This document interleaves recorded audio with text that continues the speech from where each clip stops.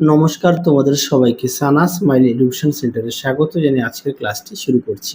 আজকে তোমাদের সঙ্গে আলোচনা করব তোমরা যারা নবম শ্রেণীর দ্বিতীয় পর্যায়ক্রমিক মূল্যায়ন পরীক্ষা দেবে তোমাদের জন্য রায় ও মার্টিন প্রশ্নপত্র থেকে আজকে সমাধান করব নবম শ্রেণীর জীবনবিজ্ঞান বিষয়ে মডেল নাম্বার 7 অর্থাৎ 7 নম্বর স্কুলের যে সমস্ত ছোট ও বড় প্রশ্ন আছে তার সমস্ত প্রশ্নের উত্তরের সমাধান করে দেখাবো। চলো দেরি না করে মূল বিষয়ে যাওয়া যাক।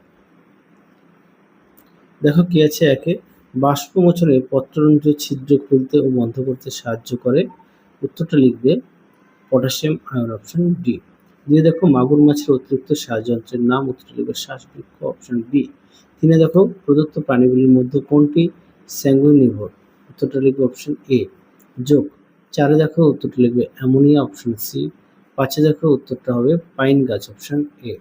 পরবর্তী দেখো বিভাগ ক্ষয়ে কি আছে, একের উত্তরটা হবে বার্নেস, দুইয়ের উত্তরটা হবে গলবিল, তিনের উত্তরটা হবে এবি। পরেরটা দেখো শূন্যস্থান পূরণ। উদ্ভিদ দেহে পরিবহনের প্রধান মাধ্যম হলো জল। দুইয়ে দেখো কোষীয় শ্বসন একটি অপচিতি বিপাক। তিনে দেখো পতঙ্গের রক্তপূর্ণ সিলমকে হিমোসিল বলে। পরেরটা দেখো সত্য মিথ্যা, একেরটা হবে সত্য, দুইয়েরটা হবে সত্য, তিনেরটা হবে মিথ্যা। পরেরটা দেখো এ স্তম্ভের সঙ্গে বি স্তম্ভ মেলাও, একেরটা হবে সি, দুইয়েরটা হবে এ, তিনেরটা হবে ডি, চারেরটা হবে বি। পরবর্তী প্রশ্ন দেখো বিভাগ গয়ের প্রশ্ন কি আছে, এক দাগে দেখো কি আছে, সালোকসংশ্লেষ প্রক্রিয়ার সামগ্রিক রাসায়নিক সমীকরণটি লেখো। দেখো প্রশ্নের উত্তর,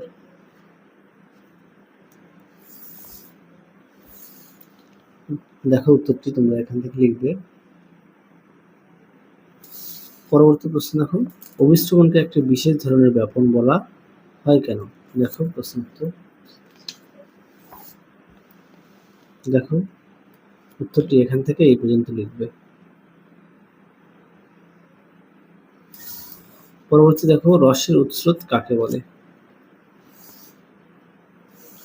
দেখো উত্তরটি এখান থেকে এই পর্যন্ত লিখবে। পরবর্তী দেখো হলোজাইক পুষ্টির পর্যায়গুলির নাম লেখো।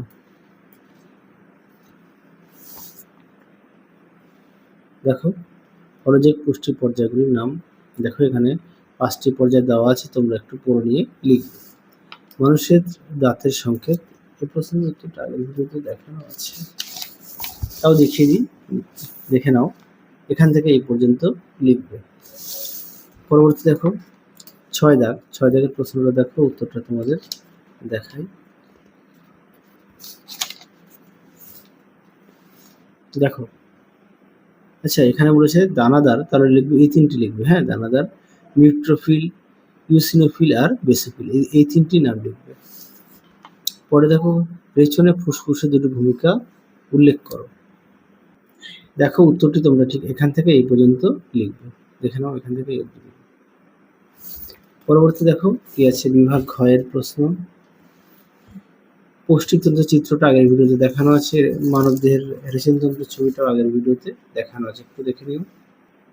পরবর্তী দেখো 2 দাগের ফটোফসফোরাইলেশন বলতে কি বোঝো।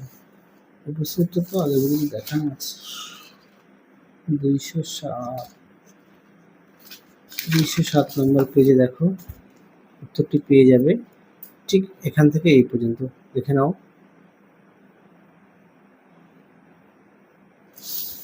পরবর্তী দেখো কি আছে, সালোক সংশ্লেষের 3টি তাৎপর্য, এটাও দেখানো আছে আগের ভিডিওতে। পরে দেখো রেচন কাকে বলে, 45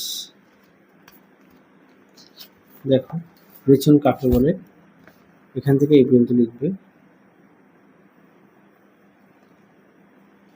পরটা দেখো কি আছে, উদ্ভিদের 3টি রেচন পদ্ধতি উদাহরণ সহ লেখো। দেখো এখানে দেওয়া আছে 3টি, তোমরা অবশ্যই পড়ে নিয়ে লিখবে। পরবর্তী দেখো হৃৎপিণ্ডে বিশেষ সহযোগী কলাগুলির নাম লেখো। দেখো এই প্রশ্ন উত্তরটি তোমাদের পাঠ্য বই থেকে দেখায়, দেখে নাও। বিশেষ কলা দেখে নাও, শুনে এই নামগুলো ভালো করে পড়বে, দেখে নাও। পরবর্তী দেখো কি আছে, রক্তের শ্রেণীবিভাগে 3টি তাৎপর্য উল্লেখ করো। দেখো এই প্রশ্ন উত্তরটা তোমাদের পাঠ্য বই থেকে দেখায়, দেখে নাও।